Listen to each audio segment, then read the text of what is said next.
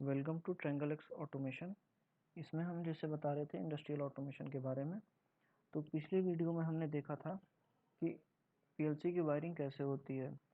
अगले वीडियो में हमें देखना था कि एलन ब्रेडली क्या होता है, कैसे काम करता है। तो एलन ब्रेडली जानने से पहले हमें ये देखना होगा कि उसमें जो प्रोग्राम किए जाते हैं वो किस बेसिस पे काम करता है। तो बेसिकली उसके पहले हम इलेक्ट्रॉनिक्स की चीज़ें कुछ डिस्कस करेंगे आपके साथ, जो हम 12th में भी पढ़े थे, डिप्लोमा फर्स्ट ईयर में भी पढ़ाया गया होगा। जो होता है बेसिक इलेक्ट्रॉनिक्स में लॉजिक्स गेट यूज हुए होंगे हमारे पास। उसका पूरा इम्प्लीमेंटेशन हमको प्रोग्राम में करना होता है। तो जैसे पहला गेट पड़ता है आपका एंड गेट का सिंबल ये है। Logic of expression y equal to A dot B होता है और ये ट्रूथ टेबल है आपके पास। और लॉजिक ऑपरेशन जो होता है वो दो एनओ, जिसको एनओ कहते हैं, दोनों आपस में सीरीज में जुड़े होते हैं। जब दोनों एक्टिवेट होगा, जैसे दोनों हाई होगा तब आउटपुट हाई होगा, अदरवाइज लो हो जाएगा आउटपुट आपका। जैसा कि इस ट्रूथ टेबल में दिखाया गया है, 1 और 1 दोनों हाई होता है तब आउटपुट आपका हाई होता है, अदरवाइज सब में लो रहता है। दूसरा गेट आपका पड़ता है और गेट का ट्रूथ टेबल ये है, सिंबल ये है आपका। उसके बाद जो ये चीज़ एक्सप्रेशन है y equal to A plus B होता है। तो इसमें अगर कोई भी इनपुट हाई होता है तो आउटपुट आपका हाई हो जाएगा। जैसे कि लॉजिक ऑपरेशन में दिखाया गया है, यह दोनों आपस में पैरेलली कनेक्टेड होते हैं। अगर कोई भी हाई होता है इनपुट तो आपका आउटपुट हाई हो जाएगा। तीसरा गेट आपका पड़ता है not gate basically inverter gate होता है, जो कि 0 पे 1 देता है और 1 पे 0 देता है। तो डायग्राम में आपको ये दिख रहा है सिंबल नॉट गेट का। लॉजिक ऑपरेशन जो होता है जनरली हम एक एनसी यूज करते हैं, इसको एनसी कहा जाता है। जो सिंबल में आपको दिखाया गया होगा, सिंबल यूज्ड में दिखा रहा है ये, इसको नॉर्मली ओपन कहते हैं। दूसरा वाला जिसमें क्रॉस का निशान होता है उसको कहते हैं नॉर्मली क्लोज। चौथा गेट पड़ता है नंद गेट का सिंबल ये होता है, बेसिकली ये एंड और नॉट गेट को ऐड करके बनाया जाता है, जिसका expression y equal to A dot B bar होता है। और ट्रूथ टेबल ये आपको दिखाई गई है। ट्रूथ टेबल कैसे काम करती है, लॉजिक ऑपरेशन जो होता है इसमें दो एनसी को आपस में पैरेलली कनेक्ट कर देते हैं और एक आउटपुट हाई करा देते हैं। जैसे ये 0 वाला है लो है और 1 वाला हाई है, तो इसमें आउटपुट आपको दिख रहा होगा किस किस कौन कौन सा जब हाई हो रहा है या कौन कौन सा लो हो रहा है, तो आउटपुट आपका हाई हो रहा है। पांचवा गेट आपका पड़ता है nor gate generally or not को ऐड करके बनाया जाता है, जिसका logic operation y equal to A plus B bar होता है। अगर इसको हम एक्सपेंड करके सिंप्लीफाई करेंगे तो y equal to A bar dot B bar होगा। ट्रूथ टेबल आपके सामने ये दिख रही है नॉर गेट का। नॉर गेट का जो लॉजिक ऑपरेशन होता है, दो एनसी कनेक्टेड होता है आपस में सीरीज में, उसके बाद एक आउटपुट हाई होता है। छठा गेट आता है एक्सऑर गेट, एक्सऑर गेट कहते हैं जिसे। एक्सऑर गेट का सिंबल ये है और इसमें जो लॉजिक एक्सप्रेशन होता है A dot B bar plus A bar dot B equal to Y होता है। ट्रूथ टेबल आपके सामने ये दिख रही है कि कब लो हो रहा है और कब हाई हो रहा है। तो इस पर कब आउटपुट जो है वो लो हाई हो रहा है, इसमें 0 मतलब लो होता है और 1 मतलब हाई होता है। जो लास्ट गेट में पढ़ेंगे हम लोग, सॉरी, इसमें जो लॉजिक ऑपरेशन होता है, पहला एनओ कनेक्टेड होता है एनसी से सीरीज में और दूसरा एनसी कनेक्टेड होता है सीरीज में, और दोनों आपस में पैरेलल कनेक्ट होते हैं और एक आउटपुट हाई होता है इसमें, जैसा कि इस डायग्राम में दिखाया गया है। सबसे आखिरी गेट होता है एक्स नॉर गेट का ये सिंबल आपको दिख रहा होगा। इसके अलावा इसका expression y equal to A dot B plus A bar dot B bar होता है। ट्रुथ टेबल आपके सामने ये दिख रही है। लॉजिक ऑपरेशन जो होता है वो इस तरह से होता है, दो एनओ आपस में पैरेलल सीरीज में कनेक्ट होते हैं और ठीक उसी के पैरेलल में दो एनसी आपस में सीरीज में कनेक्टेड होते हैं और एक आउटपुट हाई होता है। ठीक है, बेसिकली ये हम लोग पढ़े थे इलेक्ट्रॉनिक्स में, जो कि इसको रिवीजन तरह से होता है और इसका इम्प्लीमेंट करके हम प्रोग्राम में लिखते हैं। तो अब देखते हैं पीएलसी में लैंग्वेज कौन सी यूज होती है। पीएलसी में जो बेसिकली यूज होती है, पहला होता है फंक्शनल ब्लॉक डायग्राम, दूसरा होता है स्ट्रक्चर्ड टेक्स्ट, तीसरा होता है लैडर डायग्राम, चौथा होता है इंस्ट्रक्शन लिस्ट और पांचवा होता है सीक्वेंशियल फंक्शन चार्ट। तो इन सभी लैंग्वेज में सबसे आसान जो पड़ता है वो होता है लैडर डायग्राम। लैडर डायग्राम ही बेसिकली सारे पीएलसी में यूज होता है। लैडर डायग्राम का आपको यहाँ नीचे दिख रहा होगा, ये एक डायग्राम है। इसमें हम आपको बता दें, दो लैडर होती है, इसके बीच में रंग होती है। लेफ्ट वाले लैडर को कहते हैं लेफ्ट पावर रेल और राइट वाले साइड को कहते हैं राइट पावर रेल। जो दोनों आपस में कनेक्ट करते हैं उनको कहते हैं रंग। बेसिकली जो ऑपरेशंस होंगे या लॉजिक इसमें लिखे जाएंगे वो इसी दो लेटर के बीच में रंग पे लिखे जाते हैं। यही ज़्यादातर हर पीएलसी में यूज होती हैं और ये सबसे आसान होता है, इसकी वजह से हर जगह यूज होती हैं यही। अब हम एलन ब्रेडली के बारे में बात करेंगे, जो कि एक पीएलसी का नाम है एलन ब्रेडली, जिस पे हमने काम किया है। उस सीरीज का नाम है माइक्रोलॉजिक्स 1000। माइक्रोलॉजिक्स 1000 के लिए जो सॉफ्टवेयर यूज होता है वो उसका नाम है RS लॉजिक्स माइक्रो इंग्लिश। और सिमुलेशन के लिए जैसे कि हम हमारे पास जैसे हार्डवेयर यूज होता है, तो अगर हमारे पास हार्डवेयर नहीं होता है तो हम सिमुलेट करके देख सकते हैं कि हमारा प्रोग्राम सही चल रहा है या नहीं चल रहा है। तो उसके लिए बेसिकली एक सिमुलेटर सॉफ्टवेयर होता है एलन ब्रेडली के लिए, जिसका नाम है लॉजिक्स प्रो। अब एक और एप्लीकेशन की ज़रूरत पड़ती है जो कि हमारे पीएलसी से पीसी को कनेक्ट करेगी और उससे कम्युनिकेट कराएगी। उस कम्युनिकेशन सॉफ्टवेयर का नाम है RS लिंक्स क्लासिक। तो ये बेसिकली हमारे पास सॉफ्टवेयर होने चाहिए एलन ब्रेडली को चलाने के लिए। बाकी अगर हार्डवेयर नहीं है हमारे पास तो हम सिमुलेटर का यूज करके देख सकते हैं, लॉजिक्स प्रो जिसका नाम है। हम आपको वो बाद में सॉफ्टवेयर दे सकते हैं या दे ही देंगे। फिर एलन ब्रेडली में इंस्ट्रक्शंस जो होते हैं वो बेसिकली दो होते हैं। एक पहला होता है इनपुट इंस्ट्रक्शन, दूसरा होता है आउटपुट इंस्ट्रक्शन। तो इनपुट इंस्ट्रक्शन में देख लेते हैं क्या क्या होता है। इनपुट इंस्ट्रक्शन में दो होते हैं, नॉर्मली ओपन और नॉर्मली क्लोज। जैसा कि हम आपको इलेक्ट्रॉनिक्स में बताए हैं सारे गेट में यूज होता है, तो बेसिकली वही चीज़ यहाँ यूज होगी, नॉर्मली ओपन और नॉर्मली क्लोज। इनपुट इंस्ट्रक्शन में ये चीज़ होती है यूज। अब आउटपुट के लिए देखते हैं। तो आउटपुट इंस्ट्रक्शन में हमारे पास तीन कॉइल होती हैं। एक जनरली नॉर्मल ओपन कॉइल होती है जो कि आउटपुट कॉइल कही जाती है। दूसरी होती है सेट कॉइल जिसे हम लैच कॉइल भी कहते हैं, इसको L से डिनोट किया जाता है। और तीसरी होती है रीसेट कॉइल और अनलैच कॉइल जिसको U से डिनोट किया जाता है। लैचिंग के बारे में हम आपको बाद में बताएंगे। उसके पहले ये देख लेते हैं एड्रेसिंग कैसे की जाती है।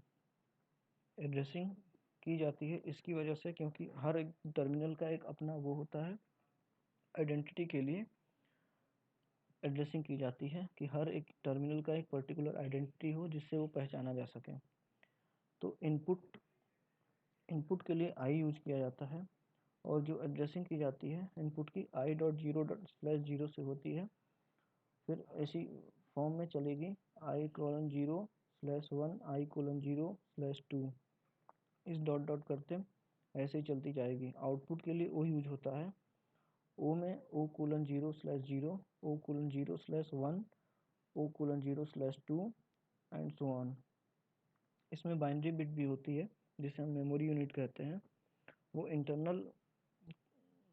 इंटरनल लॉजिक्स बनाने के लिए होते हैं जिसको हम डिनोट करते हैं B3 से। तो इसका एड्रेसिंग की जाती है B3:0/0 से B3:0/1 B3:0/2, इस फॉर्म में इसकी एड्रेसिंग की जाती है। बाकी हमें टाइमर यूज करना है, अगर टाइमर के लिए T4 से डिनोट किया जाता है और इसकी एड्रेसिंग होती है T4:0 T4:1 T4:2 and so on.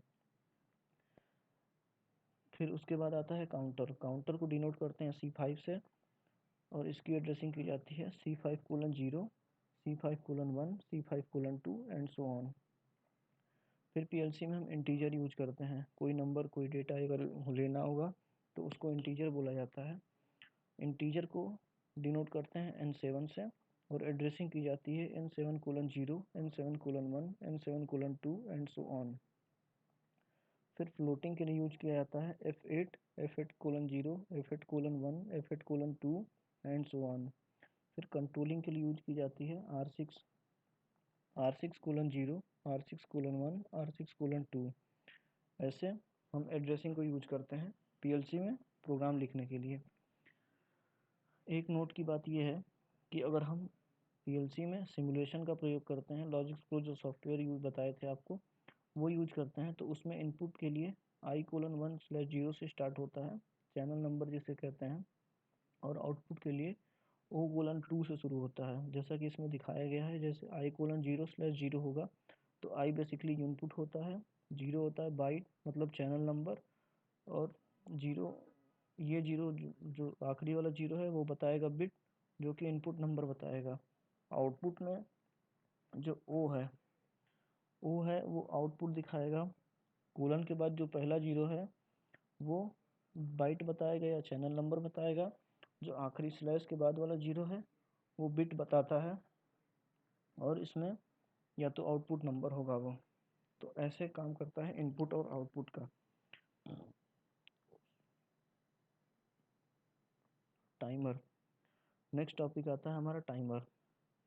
Timer basically PLC में 3 टाइमर यूज होते हैं, on delay timer, of delay timer और रिटेंटिव टाइमर। ये टाइमर क्या होता है, जैसे कि आप समझिए एक स्विच है हमारे पास एक स्विच से कनेक्टेड बल्ब है। हम स्विच को एक्टिवेट कर देते हैं तो जनरली क्या होता है, बल्ब तुरंत चालू हो जाता है। इसमें टाइमर का यूज करके हम डिले प्रोवाइड कराते हैं। जैसे कि हमने स्विच बंद कर दिया, या उसमें टाइमर में सेट होगा 5 सेकंड 10 सेकंड जो भी है, उतने देर बाद वो जो बल्ब है वो ग्लो करेगा। तो बेसिकली ऑन डिले टाइमर में क्या होता है, ऑन डिले टाइमर का ये जो स्ट्रक्चर दिख रहा है डायग्राम, लेडर डायग्राम में ऐसे ही यूज होता है। एक इनपुट से ये टाइमर यूज होता है। टाइमर को जैसे बताया था आपको एड्रेसिंग में T4:0 से दिखाया जाता है। इसमें एक टाइम बेस होता है, फिर तीसरा होता है प्रीसेट, और चौथा होता है एक्यूमुलेटर। तो पहला जो होता है टाइमर से डिफाइन कर देंगे एड्रेस के थ्रू, ये टाइमर नंबर कौन सा है। उसके बाद टाइम बेस बेसिकली क्या होता है, पीएलसी में जो टाइम बेस होता है वो 1 सेकंड का होता है, 0.1 सेकंड का होता है, और तीसरा 0.01 सेकंड का होता है। मतलब अगर हमको 1 सेकंड जैसे हमने चूज़ कर लिया टाइम बेस में, तो हमें अगर 10 सेकंड का देना होगा डिले, तो हम डायरेक्टली प्रीसेट में 10 डाल देंगे। अगर हम 0.1 सेकंड डालते हैं, चूज़ करते हैं टाइम बेस में, तो टाइम बेस में अगर 0.1 सिलेक्टेड है, तो अगर 10 सेकंड का हमको डिले करना है तो उसके लिए हमें क्या करेंगे, 100 डालना पड़ेगा, प्रीसेट में 100 डालना पड़ेगा। बेसिकली इसमें 1 सेकंड का डिले दिखाया गया है, जैसा कि इसमें दिख रहा है। अगर हमको 10 सेकंड का डिले दिखाना है 0.01 सेकंड का टाइम बेस सेलेक्ट करके, तो हम बेसिकली प्रीसेट में जो वैल्यू डालेंगे वो 1000 होगा। आप ना हो तो मल्टीप्लाई करके देख सकते हैं कि क्या वैल्यू आती है। उसके बाद ऑन डिले टाइमर में 2 बीट यूज होती हैं, एक ईएन बीट होती है, एक डीएन बीट होती है। बेसिकली ईएन होती है इनेबल बिट, और डीएन होती है डन बिट। इनेबल बिट का मतलब होता है कि ये टाइमर जब एक्टिवेट हो जाएगा तो ईएन बिट एक्टिवेट हो जाएगी इसकी। और सबसे बड़ी बात होती है कि इस टाइमर में हमेशा कंटिन्यूस सिग्नल प्रोवाइड होना चाहिए, तभी ये टाइमर एक्टिवेट रहेगा। जब तक कंटिन्यूस सिग्नल प्रोवाइड हो रहेगी तब ये टाइमर ऑन रहेगा। अगर इनपुट यहाँ से मिलना बंद हो जाएगा तो टाइमर हमेशा बंद हो जाएगा।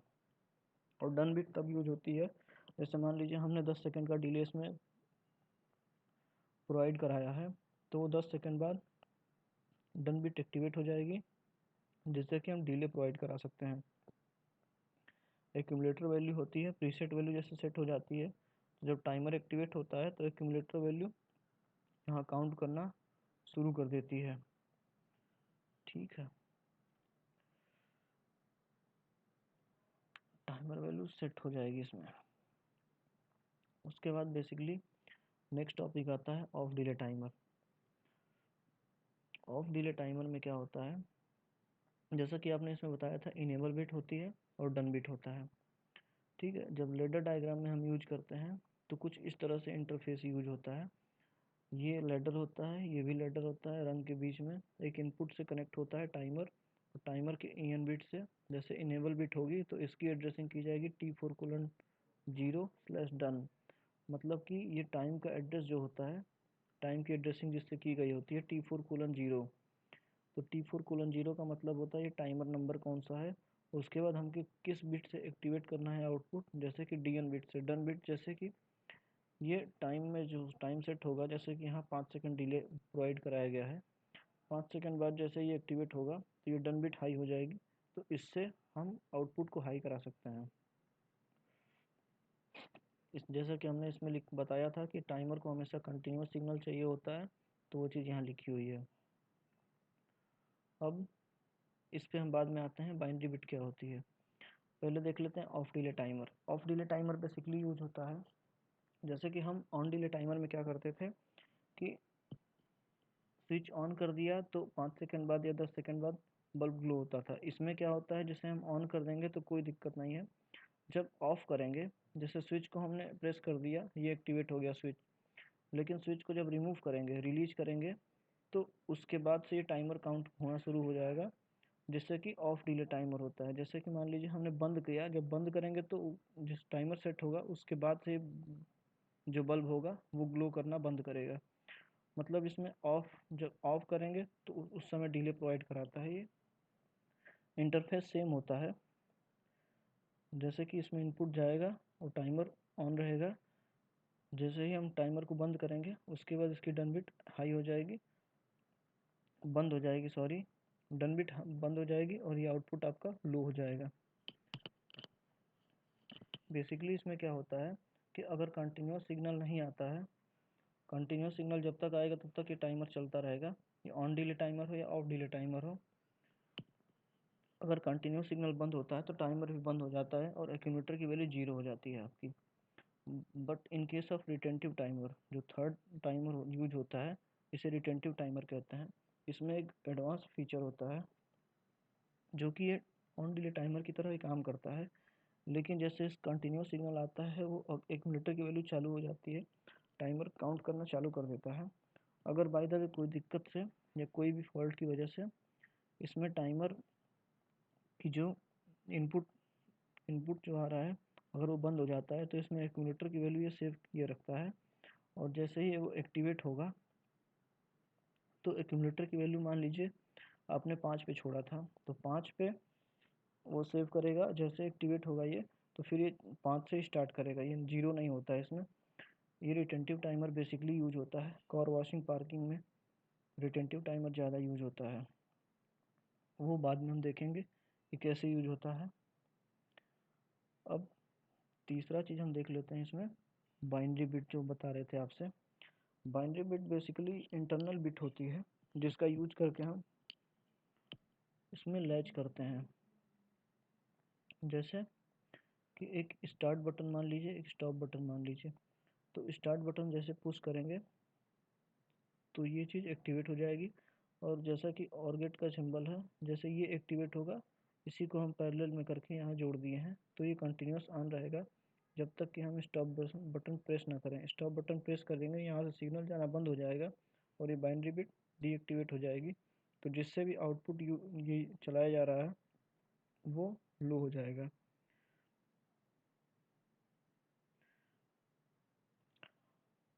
तो इसमें हमने देखा टाइमर का एलन ब्रेडली में कैसे यूज होता है। इसके बाद हम देखेंगे कि